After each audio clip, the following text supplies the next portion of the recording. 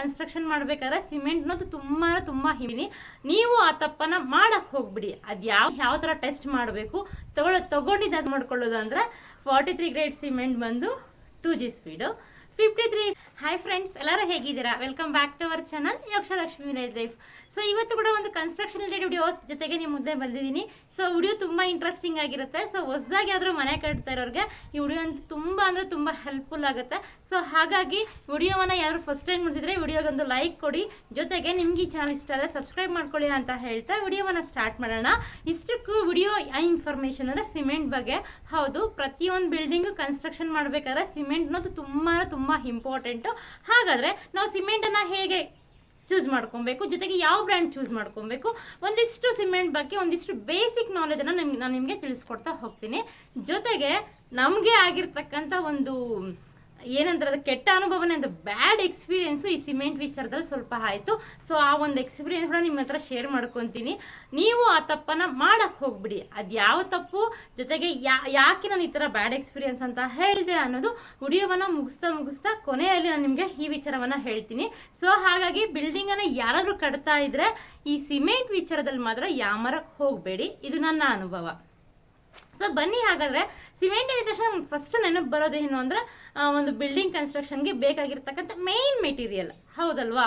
So and ಮತ್ತೆ BRICS. So ಇದೆಲ್ಲ ಇದ್ರ ಜೊತೆಗೆ ಸಿಮೆಂಟ್ ಕೂಡ ತುಂಬಾ ಪ್ರಮುಖವಾದ ಒಂದು ಪಾತ್ರವನ್ನ ವಹಿಸುತ್ತೆ.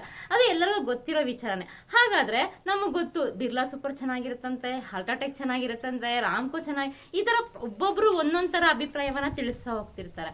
ಹಾಗಾದ್ರೆ ಯಾವ್ದಾರ ನಾವು ತಗೊಂಡಾಗ ಯಾವ್ಯಾವ ನಿಯಮಗಳನ್ನ ಅದರಲ್ಲಿ ಫಾಲೋ ಮಾಡಬೇಕು, ಜೊತೆಗೆ ತಗೊಂಡನ ಅದನ್ನ ಯಾವ ತರ ಟೆಸ್ಟ್ ಮಾಡಬೇಕು, ತಗೊಂಡಿದ್ದಾದ್ಮೇಲೆ ಮನೆಗೆ ಬಂದ್ರೆ ನಾವೇ ಯಾವ ತರ ಟೆಸ್ಟ್ ಮಾಡ್ಕೊಳ್ಳೋದು, ಮತ್ತೆ ಯಾವ ತರ ಇದ್ರೆ ನಾವು ರಿಟರ್ನ್ ಮಾಡಬೇಕು. ಸೊ ಇದೆಲ್ಲವನ್ನ ನನಗೊಂದಿಷ್ಟು ಇನ್ಫಾರ್ಮೇಶನ್ ಅನ್ನ ಕಲೆಕ್ಟ್ ಮಾಡಿ ನಾನು ನಿಮಗೆ ಹೇಳತಕ್ಕಂಥ ಒಂದು ಸಣ್ಣ ಪ್ರಯತ್ನ. ಸೊ ನನಗೆ ಇದು ಫಸ್ಟ್ ಗೊತ್ತಿಲ್ದಿರ ಒಂದಷ್ಟು ಮೂಟೆಗಳು ಕೂಡ ನಷ್ಟನೂ ಆಯಿತು. ಸೊ ಅದು ಇವಾಗ ಅಟ್ ಪ್ರೆಸೆಂಟ್ ವೇಸ್ಟ್ ಕೂಡ ಇದೆ. ಸೊ ಹಾಗಾಗಿ ನಮ್ಗೆ ಆಗಿರ್ತಕ್ಕಂಥ ಒಂದು ಅನುಭವ ನಿಮಗೆ ಆಗಬಾರ್ದು ಅನ್ನೋ ಕಾರಣಕ್ಕೋಸ್ಕರ ಹೇಳ್ತಿದ್ದೀನಿ. ಸೊ ಇಷ್ಟಕ್ಕೂ ಸಿಮೆಂಟ್ ಅಂತ ಬಂದಿದ ತಕ್ಷಣ ನಮ್ಗೆ ಬೇಸಿಕ್ ಆಗಿ ನೆನಪು ಬರೋದು ಗ್ರೇಡ್ಸು ಅಲ್ವಾ? ಸೊ ಸಿಮೆಂಟ್ ಅಂದರೆ ನಿಮಗೆಲ್ಲ ಗೊತ್ತು, ಸಿಮೆಂಟಲ್ಲಿ ಗ್ರೇಡ್ಸ್ ಅಂತ ಹೇಳ್ತಾರೆ. ಫಸ್ಟ್ ಕೇಳ್ತಾರೆ ಯಾವ ಗ್ರೇಡ್ ಬೇಕು ಅಂತ. ಹಂಗಾದ್ರೆ ಈ ಗ್ರೇಡ್ ಅಂದರೆ ಏನು? ಮೊದಲೆಲ್ಲ ಹೇಳ್ತಿತ್ತಂತೆ, ಒಂದೂವರೆ ವರ್ಷದಿಂದ ಹಿಂದೆ 33 ಗ್ರೇಡ್ ಇತ್ತಂತೆ. ಬಟ್ ಈಗ 33 ಗ್ರೇಡ್ ಇಲ್ಲ. ಆದರೆ ಇವಾಗ 2 ಥರ ಗ್ರೇಡ್ ಇದೆ. ಒಂದು 43 ಗ್ರೇಡು ಮತ್ತು ಇನ್ನೊಂದು 53 ಗ್ರೇಡ್. ಸೊ ಈ ಗ್ರೇಡ್ ಅಂದರೆ ಏನು ಹಂಗಾದ್ರೆ? ಸೊ ನಾವು ನಂಬರ್ಸನ್ನ ನೋಡ್ಕೊಬೋದು. 43 ಅಂದರೆ ಸ್ವಲ್ಪ ಕಡಿಮೆ, 53 ಅಂದರೆ ಸ್ವಲ್ಪ ಜಾಸ್ತಿ. ಅಂದರೆ 43ಗಿಂತ 53 ಅಂತ ಗ್ರೇಡ್ ಏನಿದೆಯಲ್ಲ ಅದಕ್ಕೆ ಒಂದು ಸ್ಟ್ರೆಂತ್ ಜಾಸ್ತಿ ಇದೆ ಅಂತಲೇ ಅರ್ಥ ಅಷ್ಟೇ. ಇನ್ನೇನಿಲ್ಲ, ಬೇಸಿಕಾಗಿ ತಿಳ್ಕೊಬೇಕಾಗಿರ್ತಕ್ಕಂಥದ್ದು ಇಷ್ಟೇ. 43 ಗ್ರೇಡ್ಗಿಂತ 53 ಗ್ರೇಡ್ ಏನಿದೆಯಲ್ಲ ಅದು ಸ್ವಲ್ಪ ಸ್ಟ್ರೆಂತ್ ಜಾಸ್ತಿ ಇರುತ್ತೆ ಅಂತ. ಹೇಗೆ ಜಾಸ್ತಿ ಇರುತ್ತೆ ಅಂದರೆ, ಈಗ ಫಾರ್ ಎಕ್ಸಾಂಪಲ್ ಇವಾಗ ನಾವು ಒಂದು 43 ಗ್ರೇಡನ್ನು ಸಿಮೆಂಟನ್ನು ಯೂಸ್ ಮಾಡಿ ಒಂದು ಗೋಡೆಯನ್ನು ಕಟ್ಟಿರ್ತೀವಿ ಅಂದ್ಕೊಳ್ಳಿ. ಈ ಗೋಡೆ ಅನ್ನೋದು ಸ್ಟ್ರೆಂತ್ ಆಗೋದಕ್ಕೆ ಮಿನಿಮಮ್ 25 ಡೇಸ್ ಅಥವಾ 20 ಡೇಸ್ ಆಗುತ್ತೆ. ಯಾವುದು 43 ಗ್ರೇಡ್ ಹಾಕಿದ್ರೆ. ಅದೇ 53 ಗ್ರೇಡ್ ಸಿಮೆಂಟ್ ಹಾಕಿದ್ರೆ ಇದು 1 ವಾರ ಅಷ್ಟರಲ್ಲಿ ಈ ಸ್ಟ್ರೆಂತನ್ನು ತೊಗೊಂಡ್ಬಿಡುತ್ತೆ. ಸೊ ಅಂದರೆ ಸ್ವಲ್ಪ ಬೇಗ ಕ್ಯೂರಿಂಗ್ ಆಗಿ ಬೇಗ ಸ್ಟ್ರೆಂತನ್ನು ತಗೊಳ್ಳುತ್ತೆ. ಯಾವುದು 53 ಗ್ರೇಡ್. 43 ಗ್ರೇಡ್ ಹಾಗಲ್ಲ. ಒಂಥರ ಹೇಳಬೇಕಂದ್ರೆ 43 ಗ್ರೇಡ್ ಒಂಥರ 2G ಸ್ಪೀಡು. ಈಸಿಯಾಗಿ ಐಡೆಂಟಿಫೈ ಮಾಡ್ಕೊಳ್ಳೋದು, ಅಂದರೆ ಅರ್ಥ ಮಾಡ್ಕೊಳ್ಳೋದು ಅಂದರೆ 43 ಗ್ರೇಡ್ ಸಿಮೆಂಟ್ ಬಂದು 2G ಸ್ಪೀಡು. 53 ಸಿಮೆಂಟ್ ಗ್ರೇಡ್ ಏನಿದೆಯಲ್ಲ ಅದು ಒಂಥರ 5G ಸ್ಪೀಡು. ಸೊ ಆ ಥರ ಅರ್ಥ ಮಾಡ್ಕೊಂಡ್ರೆ ಈಸಿಯಾಗಿ ಅರ್ಥ ಆಗ್ಬಿಡುತ್ತೆ. ಸೊ ಇದಿಷ್ಟು ಗ್ರೇಡ್ ಬಗ್ಗೆ ಆಯ್ತೆ.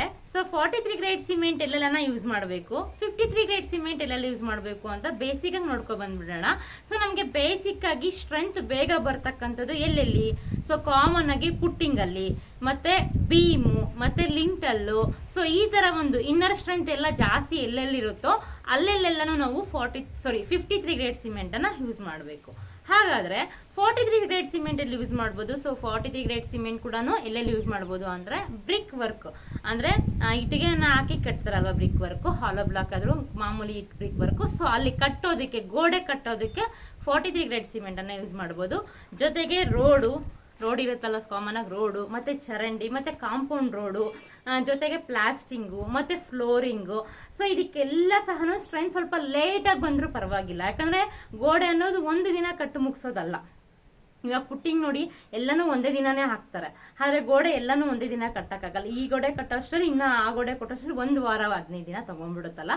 ಸೊ ಹಾಗಾಗಿ ಇನ್ನರ್ ಸ್ಟ್ರೆಂತ್ಗೆ ಎಲ್ಲನೂ 53 ಗ್ರೇಡ್ ಹಾಕಿ, ಮತ್ತು ಔಟರ್ ಸ್ಟ್ರೆಂತ್ ಅಂತ ನಾನ್ ಸ್ಟ್ರೆಚರಲ್ ಅಂತ ಏನು ಕರಿತೀವಲ್ವ, ಸೊ ಅದಕ್ಕೆಲ್ಲನೂ ನಾವು 43 ಗ್ರೇಡನ್ನು ಯೂಸ್ ಮಾಡಬಹುದು, ತೊಂದರೆ ಏನೂ ಇಲ್ಲ.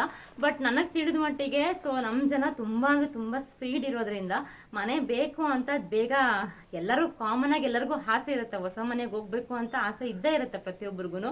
ಹಾಗಾಗಿ 43 ಗ್ರೇಡನ್ನು ಹಾಕಿ ನಾವು ಅಷ್ಟು ದಿನ ವೆಯ್ಟ್ ಮಾಡಿ ಕ್ಯೂರಿಂಗ್ ಆಗೋ ತನಕ ಇರೋಕ್ಕಾಗಲ್ಲ ಅನ್ನೋರು ಅಫ್ಕೋರ್ಸ್ 53ನ ಯೂಸ್ ಮಾಡ್ಕೊಬೋದು. ಇಲ್ಲ ನಮಗೆ ದುಡ್ಡು ಸೇವ್ ಮಾಡಬೇಕು, ನಮಗೊಂದಷ್ಟು ಹಣ ಸೇವ್ ಆದರೆ ನಮಗೆ ತುಂಬ ಫ್ಯೂಚರಲ್ಲಿ ಹೆಲ್ಪ್ ಆಗುತ್ತೆ ಅನ್ನೋರು ಯಾವುದಕ್ಕೆ 43 ಯೂಸ್ ಮಾಡ್ಕೊಬೇಕು, ಯಾವುದಕ್ಕೆ 53 ಯೂಸ್ ಮಾಡ್ಕೊಬೇಕು ಅಂತ ನೀವು ಬೇಕಾದ್ರೆ ಸಿಮೆಂಟನ್ನು ತರಿಸಿ ಆ ಸಿಮೆಂಟನ್ನು ಸಪ್ರೇಟಾಗಿ ಡಿವೈಡ್ ಆಗಿ ಅದನ್ನು ನೀವು ಸ್ಟೋರ್ ಮಾಡಿಸ್ಬೇಕಾಗುತ್ತೆ. ಹಾಗೆ ಕೆಲಸ ಮಾಡೋರ್ಗು ಸಹ ಹೇಳ್ಬೇಕಾಗುತ್ತೆ ನಾವು, ಇದು 43 ಗ್ರೇಡ್ ಸಿಮೆಂಟು, ಇದು 53 ಗ್ರೇಡ್. ಯಾಕಂದರೆ ಕೆಲವೊಬ್ರಿಗೆ ಗೊತ್ತಿರೋದಿಲ್ಲ. ಸೊ ಹಾಗಾಗಿ ನಾವು ಇದಕ್ಕೆ ಯೂಸ್ ಮಾಡೋ ಅಂತ ಪ್ರತಿ ಸರಿ ಬಂದು ಹೇಳಬೇಕಾಗುತ್ತೆ. ಸೊ ನಮ್ಗೆ ಬೇಡ ಈ ಥರ ರಿಸ್ಕೆಲ್ಲ ಬೇಡ ಅಂದರೆ ದುಡ್ಡಿದೆ ಅನ್ನೋದ್ರ ಎಲ್ಲದಕ್ಕೂ 53 ಗ್ರೇಡ್ ಸಿಮೆಂಟನ್ನೇ ಯೂಸ್ ಮಾಡಬಹುದು. ಸೊ ಇದಿಷ್ಟು 43 ಗ್ರೇಡ್ ಸಿಮೆಂಟ್ ಯೂಸ್ ಮಾಡಿದ್ರೆ ಸ್ವಲ್ಪ ಜಾಸ್ತಿ ದಿನ ಕಾಯಬೇಕು, ಅಷ್ಟೇ ಕಾಯಬೇಕು. ಇನ್ನು ಸ್ಟ್ರೆಂತ್ಗಿಂತೆಲ್ಲ ಸೇಮ್ ಅದೇ ಬರುತ್ತೆ, ಆದರೆ ಸ್ಟ್ರೆಂತ್ ಬರೋದಕ್ಕೆ ಲೇಟ್ ಆಗುತ್ತೆ ಯಾವುದು 43 ಗ್ರೇಡ್ ಸಿಮೆಂಟು. ಸೊ ಇದಿಷ್ಟು ಎಲ್ಲೆಲ್ಲಿ ಯೂಸ್ ಮಾಡಬೇಕು ಅನ್ನೋದು. ಸೊ ಇದಿಷ್ಟು ಸಿಮೆಂಟ್ ವಿಚಾರ ಆಯಿತು. ಸೊ ನಿಮಗೆ ಅರ್ಥ ಆಗಿರುತ್ತೆ ಅಂತ ಅನ್ಕೊತೀನಿ. ಅಂದರೆ 43 ಗ್ರೇಡ್ ಸಿಮೆಂಟು 53 ಗ್ರೇಡ್ ಸಿಮೆಂಟು ಎಲ್ಲೆಲ್ಲಿ ಯೂಸ್ ಮಾಡಬೇಕು, ಜೊತೆಗೆ ಏನು ವ್ಯತ್ಯಾಸ ಅನ್ನೋದು ಅರ್ಥ ಆಗಿರುತ್ತೆ ಅಂತ ಅನ್ಕೊತೀನಿ. ಒಂದು ವೇಳೆ ಅರ್ಥ ಆಗಿಲ್ಲ ಅಂದರೆ ಕಾಮೆಂಟ್ ಮಾಡಿ ತಿಳಿಸಿ. ಸೊ ನಾನು ಆದಷ್ಟು ರೀಪ್ಲೈ ಕೊಡೋದಕ್ಕೆ ಟ್ರೈ ಮಾಡ್ತೀನಿ. ಸರಿ, ಈಗ ಹಾಗಾದರೆ 43 ಗ್ರೇಡ್ ಸಿಮೆಂಟ್ ಅಂದರೆ ಏನು, 53 ಗ್ರೇಡ್ ಸಿಮೆಂಟ್ ಅಂದರೆ ಏನು ಅಂತ ತಿಳ್ಕೊಂಡ್ವಿ.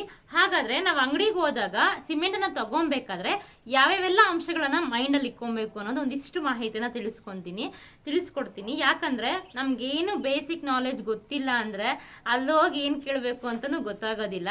ಸೊ ಹಾಗಾಗಿ ನಾನು ಹೇಳ್ತಿದ್ದೀನಿ ಅಷ್ಟೇ.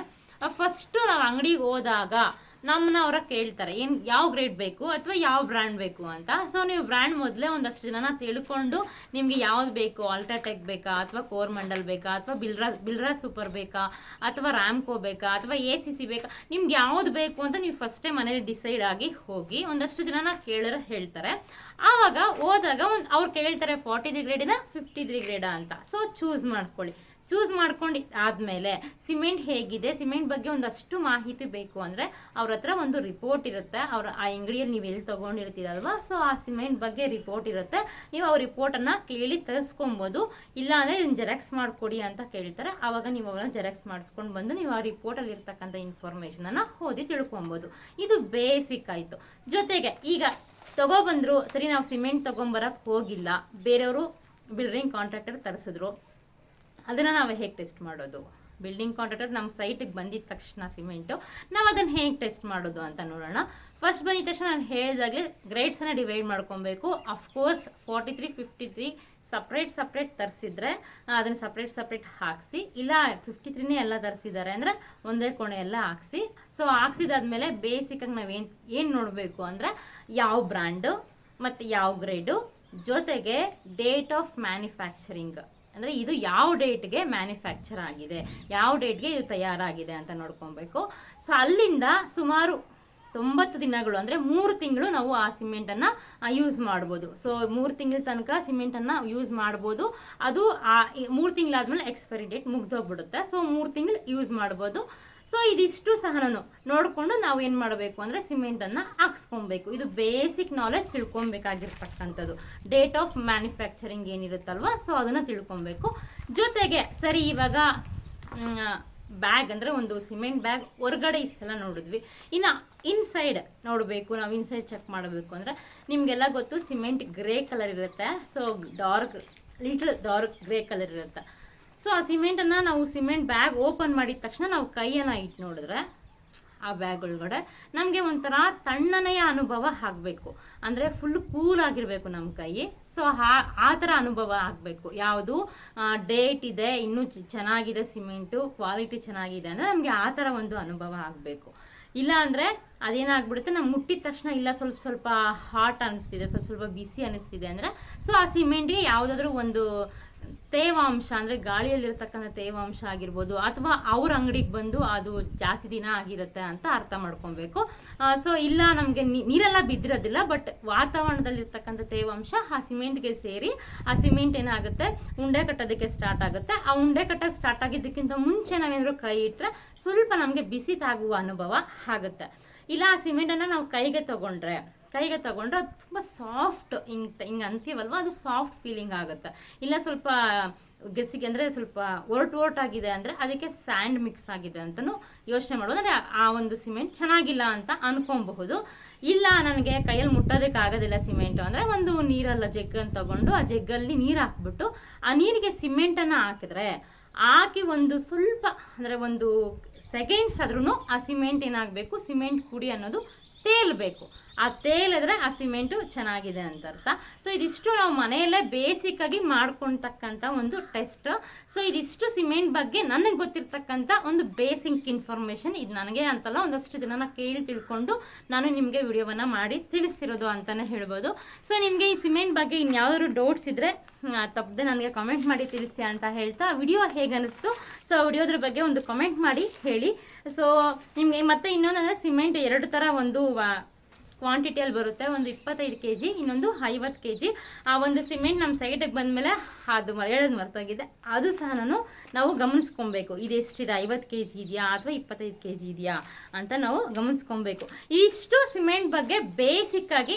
ಮತ್ತು ಇನ್ನೊಂದು ಸಿಮೆಂಟಲ್ಲಿ OPC PPC ಅಂತ ಬರುತ್ತೆ. ಸೊ ಆ ಒಂದು PPC ಅನ್ನೋ ಸಿಮೆಂಟನ್ನು ಯೂಸ್ ಮಾಡಬೇಡಿ, OPC ಸಿಮೆಂಟನ್ನೇ ಯೂಸ್ ಮಾಡಿ. ಯಾಕಂದರೆ PPC ಸಿಮೆಂಟ್ ಯೂಸ್ ಮಾಡೋದಕ್ಕೆ ನಾವು ಜಾಸ್ತಿ ನಾಲೆಜಬಲ್ ಆಗಿರಬೇಕು. ಸೊ ಅಷ್ಟೆಲ್ಲ ನಮ್ಮ ರಿಸ್ಕ್ ತೊಗೊಳ್ಳೋ ಅವಶ್ಯಕತೆ ಬೇಡ. ಅದಕ್ಕೆ ಆಲ್ಮೋಸ್ಟ್ ಅಲ್ಲಿ ಯೂಸ್ ಮಾಡಬೇಕಾಗಿರ್ತಕ್ಕಂಥದ್ದು OPC ಸಿಮೆಂಟೇ. ಸೊ ಇದಿಷ್ಟು ಸಿಮೆಂಟ್ ಬಗ್ಗೆ. ಸೊ ವಿಡಿಯೋ ಯಾರು ಫಸ್ಟ್ ಟೈಮ್ ನೋಡಿದ್ರೆ ಸಬ್ಸ್ಕ್ರೈಬ್ ಮಾಡ್ಕೊಳ್ಳಿ, ಹಾಗೆ ವಿಡಿಯೋಗೊಂದು ಲೈಕ್ ಮಾಡಿ ಅಂತ ಹೇಳ್ತಾ, ವಿಡಿಯೋಗೊಂದು ಪದೇ ಕೇಳ್ತೀನಿ, ವಿಡಿಯೋಗೊಂದು ಕಮೆಂಟ್ ಮಾಡಿ ತಿಳಿಸಿ. ನಿಮ್ಮ ಕಾಮೆಂಟ್ಸ್ ನನಗೆ ಜಾಸ್ತಿ ಮೋಟಿವೇಟ್ ಮಾಡಿಸುತ್ತೆ. ಮತ್ತು ಸಿಮೆಂಟ್ ತೊಗೊಬಂದು 90 ದಿನಗಳು ಆಗಿಬಿಟ್ಟಿದೆ, ಸೊ ನಾನು ಅದಕ್ಕೆ ಏನಕ್ಕೂ ಯೂಸ್ ಮಾಡೋಕ್ಕಾಗೋದಿಲ್ಲ ಅಂದರೆ ಯೂಸ್ ಮಾಡಬಹುದು. ಸ್ವಲ್ಪ ಸಿಮೆಂಟ್ ಇದ್ದರೆ, ಆದರೆ ಸಣ್ಣ ಪುಟ್ಟ ಕೆಲಸಗಳೇನಿರುತ್ತಲ್ಲ ಅದಕ್ಕೆ ಯೂಸ್ ಮಾಡ್ಕೊಬೋದು. ಆದರೆ ಆ ಸಿಮೆಂಟಲ್ಲಿ ಉಂಡೆ ಏನಾದರೂ ಸಿಕ್ಕಿದ್ರೆ, ಅದರ ಲಂಪ್ಸ್ ಏನಾದರೂ ಸಿಕ್ಕಿದ್ರೆ ಖಂಡಿತ ಆ ಸಿಮೆಂಟನ್ನು ಯೂಸ್ ಮಾಡೋಕ್ಕೆ ಹೋಗಬೇಡಿ. ಯಾಕಂದರೆ ಅದರಲ್ಲಿ ನಮಗೆ ಬೇಕಾಗಿರ್ತಕ್ಕಂಥ ಸ್ಟ್ರೆಂತ್ ಅನ್ನೋದು ಸಿಗೋದಿಲ್ಲ, ತುಂಬ ಕಡಿಮೆ ಆಗಿರುತ್ತೆ ಸ್ಟ್ರೆಂತು. ಹಾಗಾಗಿ ಆ ಲಂಪ್ಸ್ ಅಥವಾ ಉಂಡೆ ಸಿಕ್ಕಾಗ ಆದಷ್ಟು ಆ ಸಿಮೆಂಟನ್ನು ಕೆಲಸಕ್ಕೆ ಉಪಯೋಗಿಸದೇ ಇರೋದೇ ಒಳ್ಳೆಯದು. ಯಾಕಂದರೆ ಅದ್ರಲ್ಲಿ ನಮ್ಗೆ ಬೇಕಾಗಿರ್ತಕ್ಕಂಥ ಸ್ಟ್ರೆಂತು ಇರೋದಿಲ್ಲ. ಸೊ ಹಾಗಾಗಿ ಉಪಯೋಗಿಸಿ ಕೂಡ ವೇಸ್ಟು. ಅಕಸ್ಮಾತ್ ಜಾಸ್ತಿ ಉಳಿದ್ರೆ ಅಂಗಡಿಯಲ್ಲಿ ವಿಚಾರಿಸಿದ್ರೆ ನಾವು ರಿಟರ್ನ್ ತೊಗೊತೀರಾ ಅಂತ. ಸೊ ತೊಗೊಂಡಿಲ್ಲ ಅಂದರೆ ಅದಿನ್ನು ವೇಸ್ಟ್ ಅಂತಲೇ ಅರ್ಥ. ಆದರೆ ಯಾವುದೇ ಕಾರಣಕ್ಕೂ ಆ ಸಿಮೆಂಟನ್ನು ಮತ್ತೆ ಕೆಲಸಕ್ಕೆ ಉಪಯೋಗಿಸಬೇಡಿ ಅಂತ ಹೇಳ್ತಾ, ವಿಡಿಯೋ ಸ್ಟಾರ್ಟಿಂಗಲ್ಲಿ ಹೇಳಿದೆ ನಮಗೆ ಈ ಸಿಮೆಂಟ್ ವಿಚಾರದಲ್ಲಿ ಒಂದಷ್ಟು ಬ್ಯಾಡ್ ಎಕ್ಸ್ಪೀರಿಯನ್ಸ್ ಆಯಿತು ಅಂತ. ಸೊ ಇಷ್ಟಕ್ಕೂ ಅದೇನಪ್ಪ ಅಂದರೆ, ನಮಗೆ ಇವಾಗ ಕನ್ಸ್ಟ್ರಕ್ಷನ್ ಇಲ್ಲಿ ತನಕ ಏನು ನಡೀತಿದೆ ಅಲ್ವಾ, ಸೊ ಇಷ್ಟಕ್ಕೂ ಸುಮಾರು ಒಂದು 300 ಮೂಟೆ ಸಿಮೆಂಟ್ ಆಗಿದೆ. ಈ 300 ಮೂಟೆ ಸಿಮೆಂಟಲ್ಲಿ ಫಸ್ಟ್ ಸ್ಟಾರ್ಟಿಂಗಲ್ಲಿ ಏನು ಮಾಡಿಬಿಟ್ರು ಅಂದರೆ ಎಲ್ಲ 53 ಗ್ರೇಡ್ ಸಿಮೆಂಟೇ ತರಿಸಿದ್ರು. ಆದರೆ ಸ್ಟಾರ್ಟಿಂಗು 30 ಮೂಟೆ ಸಿಮೆಂಟನ್ನು ತರಿಸಿದ್ರು. ಸೊ ಸಿಮೆಂಟ್ 30 ಮೂಟೆ ಸಿಮೆಂಟ್ ಅಲ್ವಾ, ಸೊ ಸರಿಯೋಗ್ಬಿಡುತ್ತೆ ಅಂತ ಅನ್ಕೊಂಡೆ. ಅಂದರೆ ಆ ಒಂದು ಪುಟ್ಟಿಂಗ್ ಲೆವೆಲ್ಗೆ ಸ್ಟಾರ್ಟಿಂಗಲ್ಲಿ ಸಂಪಕ್ಕೆ ಅದಕ್ಕೆಲ್ಲ ಸರಿ ಹೋಗುತ್ತೆ ಅಂತ ಅಂದ್ಕೊಂಡೆ. ಸರಿ, ಇನ್ನೊಂದು ವಾರ ಆಯಿತು. ವಾರ ಆದಮೇಲೆ ಒಂದೇ ದಿನಕ್ಕೆ ಸಿಮೆಂಟ್ ಏನಾಗೋಯ್ತು, 250 ಮೂಟೆ ತರಿಸ್ಬಿಟ್ರು. ಸೊ ಯೋಚನೆ ಮಾಡಿ ನೀವು, ಮಾರ್ನಿಂಗ್ ಒಂದು ಲೋಡ್ ಬಂತು, ಮತ್ತು ಸಂಜೆ ಅಂದರೆ ಈವ್ನಿಂಗ್ ಒಂದು ಲೋಡ್ ಬಂತು. ಮಾರ್ನಿಂಗ್ ಒಂದು ಅರ್ಧ ಬಂದರೆ ಈವ್ನಿಂಗ್ ಅರ್ಧ ಬಂತು. ಒಟ್ಟು ಏನಾಯಿತು, 250 ಮೂಟೆ ಸಿಮೆಂಟ್ ಆಗಿಬಿಡ್ತು. ಸೊ ಸ್ಟಾರ್ಟಿಂಗ್ 30 ತರಿಸಿದ್ರಲ್ಲ, 30 ಖಾಲಿ ಆಗೋಯ್ತು. ಅಂದರೆ 280 ಮೂಟೆ ಸಿಮೆಂಟ್ ಬಂದ್ಬಿಡ್ತು. ಅಂದರೆ ಲೆಕ್ಕಕ್ಕೆ 280 ಮೂಟೆ ಬಂದ್ಬಿಡ್ತು. ಸೊ ಅವಾಗ ಅಂದ್ಕೊಂಡ್ವಿ ಇಷ್ಟೊಂದು ಮೂಟೆ ಸಿಮೆಂಟ್ ಇವಾಗ ಅವಶ್ಯಕತೆ ಇತ್ತ ಅಂತ ನಮ್ಗೆ ಸ್ಟಾರ್ಟಿಂಗಲ್ಲಿ ಅನಿಸ್ತು. ಯಾಕಂದರೆ ನಮ್ಗೆ ಗೊತ್ತಿಲ್ವಲ್ಲ ಎಷ್ಟು ಬೇಕು ಏನು ಅಂತ. ಸರಿ ಆಯಿತು. ಈ ಒಂದು ಸಿಮೆಂಟ್ ಬಂದು ಒಂದು 15-20 ದಿನ ಒಂದು 50 ಮೂಟೆ 60 ಮೂಟೆ ಅಷ್ಟೇ ಯೂಸ್ ಆಯಿತು. ಆಮೇಲೆ ಹೋಗ್ತಾ ಗೋಡೆಗೆ ಮತ್ತು ಅದಕ್ಕೆಲ್ಲ ಸ್ವಲ್ಪ ಜಾಸ್ತಿ ಆಯಿತು. ಸರಿ, ಇವ್ರೇನು ಮಾಡಿದ್ದಾರೆ, ಹೊರಗಡೆ ಹಾಕ್ಸ್ಬಿಟ್ಟಿದ್ರು ಸಿಮೆಂಟು. ಹೊರಗಡೆ ಹಾಕ್ಸಿ ಅದಕ್ಕೆ ಒಂದಷ್ಟು ಟಾರ್ಪಲ್ಲೆಲ್ಲ ಹಾಕಿ ಕವರ್ ಮಾಡಿದರು. ಅದೆಷ್ಟೇ ಕವರ್ ಮಾಡಿದ್ರು ಗಾಳಿ ವಾತಾವರಣಕ್ಕೆ ಆ ಒಂದು ಸಿಮೆಂಟು ಬೇಗ ಗಟ್ಟಿಯಾಗಿಬಿಡುತ್ತೆ, ಅದು ನಿಮ್ಗೆ ಗೊತ್ತು. ಒಂದಷ್ಟು 2 ತಿಂಗಳಾಯಿತು, 2.5 ತಿಂಗಳಾಯಿತು, ಸಿಮೆಂಟ್ ಇನ್ನೂ ಹಾಗೆ ಉಳ್ಕೊಂಡ್ಬಿಟ್ಟಿತ್ತು. ಅಂದರೆ ಇನ್ನೂ ಒಂದು 50 ಮೂಟೆ ತನಕ ಸಿಮೆಂಟ್ ಉಳ್ಕೊಂಡ್ಬಿಡ್ತು. ಆವಾಗ ನೋಡಿದ್ರೆ ಉಂಡೆ ಥರ ಸ್ಮಾಲ್ ಉಂಡೆ ಬಂದಿತ್ತು. ಇನ್ನೇನು ಮಾಡೋದು, ಸಿಮೆಂಟನ್ನು ಯೂಸ್ ಮಾಡೋಕ್ಕೆ ಆಗೋದೇ ಇಲ್ಲ. ಸೊ ಆದರೂ ಸಹ ನಾನು ಒಂದಷ್ಟು ಸಿಮೆಂಟನ್ನು ಬೇರೆ ಹೊಸ ಸಿಮೆಂಟನ್ನು ತರಿಸಿ ಅದಕ್ಕೊಂದು ಮಿಕ್ಸ್ ಮಾಡಿ ಹಾಕಿದ್ವಿ. ಆಮೇಲೆ ಒಂದಷ್ಟು ಸಿಮೆಂಟ್ ಇವನ್ನ 10 ಮೂಟೆ ಸಿಮೆಂಟ್ ಹಾಗೆ ಇಟ್ಟಿದ್ದೀವಿ. ಸೊ ಅದು ಏನೇನಕ್ಕೂ ಯೂಸ್ ಆಗಲ್ಲ. ಇನ್ನು ಬೇಕಾದ್ರೆ ಔಟ್ಸೈಡ್ ಏನಿರುತ್ತಲ್ವ ಕಾಂಪೌಂಡದಕ್ಕೆ, ಸೊ ಅದಕ್ಕೆ ಅಂದರೂ ತೀರಾ ಮಿಕ್ಸ್ ಮಾಡಿಕೊಂಡು ಹಾಕ್ಕೊಬಹುದು. ಅದು ಬಿಟ್ಟರೆ ಇನ್ನೇನಕ್ಕೂ ಯೂಸ್ ಮಾಡ್ಕೊಳ್ಳೋಕ್ಕಾಗಲ್ಲ. ಈ ಕಡೆ ವಾಪಸ್ ಕೊಡೋದಕ್ಕೂ ಆಗಲ್ಲ. ಯಾಕಂದರೆ ಇವಾಗ ಸಿಮೆಂಟ್ಗೆ ಬಂದು ಸುಮಾರು 4 ತಿಂಗಳ ಮೇಲೆ ಆಗೋಯಿತು. ಸೊ 4 ತಿಂಗಳಾದಮೇಲೆ ಇವಾಗ ಅದನ್ನ ಯಾರು ತೊಗೊತಾರೆ, ತೊಗೊಳ್ಳೋದು ಇಲ್ಲ. ಹಂಗಂತ ಬಿಲ್ಡಿಂಗ್ ಕನ್ಸ್ಟ್ರಕ್ಷನ್ಗೆ ಆ ಸಿಮೆಂಟನ್ನು ಹಾಕೋದಕ್ಕೂ ಆಗೋದಿಲ್ಲ. ಸೊ ಈ ಥರ ಸಿಮೆಂಟನ್ನು ದುಡ್ಡಿದೆ, ಕಡಿಮೆ ರೇಟ್ಗೆ ಸಿಕ್ಬಿಡುತ್ತೆ, ಇನ್ನೆರಡು ದಿನ ಹೋದರೆ ದುಡ್ಡು ಜಾಸ್ತಿ ರೇಟ್ ಆಗಿಬಿಡುತ್ತಂತೆ ಅಂತ ನಾವು ಸ್ವಲ್ಪ ಸೇವ್ ಮಾಡ್ಕೊತೀವಿ ಅಂತ ಅಂದ್ಕೊಂಡೇನು ಸಿಮೆಂಟ್ ಹೆಸ್ರೆ ಖಂಡಿತ ಆ ರೀತಿ ಮಾಡೋಕ್ಕೆ ಹೋಗಬೇಡಿ. ಯಾಕಂದರೆ ಒಂದು 10 ರೂಪಾಯಿ ಜಾಸ್ತಿ ಆದರೂ ಪರವಾಗಿಲ್ಲ. ಸೊ ಯಾಕಂದರೆ ಮನೆ ಕಟ್ಟೋದು ಒಂದೇ ಸಲ, ಹಾಗಾಗಿ ಆ ಮನೆ ಕಟ್ಟಿದಾಗ ಈ ಥರ 10-20 ರೂಪಾಯಿ ಉಳಿಸಿದ್ರೆ ಏನೇನೂ ಆಗೋದಿಲ್ಲ. ಸೊ ಇದು ಬಿಲ್ಡಿಂಗ್ ಕನ್ಸ್ಟ್ರಕ್ಷನ್ಗೆ ಕಾಂಟ್ರಾಕ್ಟರ್ ಕೊಟ್ಟರೆ ಇದೇ ಥರನೇ ಆಗೋದು. ಸೊ ಕಾಂಟ್ರಾಕ್ಟರ್ ಕೊಟ್ಟರು ಅಕಸ್ಮಾತ್ ಸಿಮೆಂಟ್ ಜಾಸ್ತಿ ಬಂದರೂ ಅವ್ರಿಗೆ ತಿಳಿಸಿ ಹೇಳಿ. ಕೆಲವೊಬ್ಬರು ಅವ್ರ ದುಡ್ಡು ಉಳಿಯೋದನ್ನು ನೋಡ್ತಾರೆ, ಆದರೆ ನಮಗೆ ಗೊತ್ತಾಗೋದಿಲ್ಲ. ಸೊ ಹಾಗಾಗಿ ನಮಗೆ ಆಗಿರ್ತಕ್ಕಂಥ ಅನುಭವ ಇದಷ್ಟೇ. ನಾನು ಹೇಳಿದ್ನಲ್ಲ, ಸ್ಟಿಲ್ ಈಗಲೂ 10 ಮೂಟೆ ನಾವು ಸಿಮೆಂಟನ್ನು ಹಾಕ್ಸಿಲ್ಲ, ಹಾಗೆ ಇಟ್ಟಿದ್ದೀವಿ. ವೇಸ್ಟ್ ಆಯಿತು 10 ಮೂಟೆ ಸಿಮೆಂಟ್ ಅಂದರೆ 4,000 ವೇಸ್ಟ್ ಆಯಿತು. ಸೊ 4,000 ಹೊಸ್ದಾಗಿ ತರಿಸಿದ್ರೆ ಆಗ್ತಿತ್ತಲ್ವ. ಸೊ ಆ 4,000 ಉಳಿಸಿಲ್ಲ ಅವರು. ಇವಾಗ 250 ಮೂಟೆ ಒಂದೇ ಸಲ ಬಂದರೆ ರೇಟ್ ಜಾಸ್ತಿ ಆಗಿಬಿಡ್ತದೆ. 4,000 ಉಳಿಸಿದ್ರೆ ಇಲ್ವಲ್ಲ. ಸೊ ಈ ಥರ ಅನುಭವಗಳು ಆಗೋಗ್ಬಿಡುತ್ತೆ. ಹಾಗಾಗಿ ಈ ಸಿಮೆಂಟನ್ನು ತರಿಸ್ಬೇಕಾದ್ರೆ ಸ್ವಲ್ಪ ಹುಷಾರಾಗಿ, ಸ್ವಲ್ಪ ಯಾಮಾರದಿರ ತರಿಸಿ ಅಂತ ಹೇಳ್ತಾ ಇದ್ದೀನಿ ಅಷ್ಟೇ. ವಿಡಿಯೋವನ್ನು ಮುಗಿಸ್ತಿದ್ದೀನಿ. ಯಾರಾದರೂ ಫಸ್ಟ್ ಟೈಮ್ ವಿಡಿಯೋ ನೋಡ್ತಿದ್ರೆ ಸಬ್ಸ್ಕ್ರೈಬ್ ಮಾಡ್ಕೊಳ್ಳಿ. ಹಾಗೆ ವಿಡಿಯೋ ಹೇಗೆ ಅನಿಸ್ತು ಅಂತ ಕಮೆಂಟ್ ಮಾಡಿ ತಿಳಿಸಿ. ವಿಡಿಯೋಗೊಂದು ಲೈಕ್ ಮಾಡಿ ಅಂತ ಹೇಳ್ತಾ ಮುಂದಿನ ವಿಡಿಯೋದಲ್ಲಿ ಮತ್ತೆ ನಿಮಗೆ ಸಿಗ್ತೀನಿ. ಎಲ್ರಿಗೂ ಒಳ್ಳೆಯದಾಗಲಿ. ಬಾಯ್, ಟೇಕ್ ಕೇರ್. ಎಲ್ಲರೂ ನಿಮ್ಮ ಕನಸಿನ ಮನೆಗಳನ್ನು ಬೇಗ ಕಟ್ಕೊಳ್ಳಿ ಅಂತ ಹೇಳ್ತಾ ವಿಡಿಯೋವನ್ನು ಮುಗಿಸ್ತಿದ್ದೀನಿ.